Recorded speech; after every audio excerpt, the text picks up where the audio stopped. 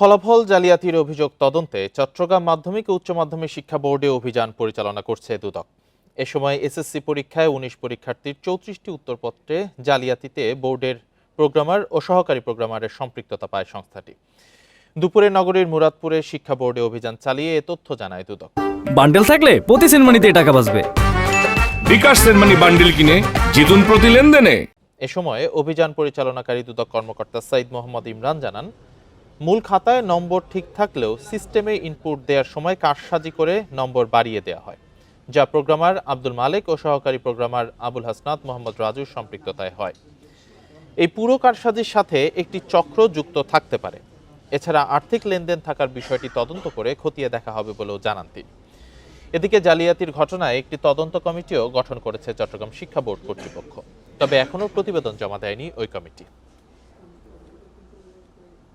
আমরা আসলে অনেক দিন ধরে এ ধরনের কথাবার্তা শুনছিলাম, আজকে এসে দেখলাম আর কি যে এখানে শিক্ষা বোর্ডে এ ধরনের নাম্বার টেম্পারিং হয়। তা আমাদের আজকে অভিযানে আমরা যে তথ্য পেয়েছি তার প্রেক্ষিতে আমরা কমিশন বরাবর আমাদের রিপোর্ট দিব। এরপর পরিপ্রেক্ষিতে কমিশন আমাদেরকে যে নির্দেশনা দেয় সেই নির্দেশনা অনুযায়ী আমরা কাজ করি।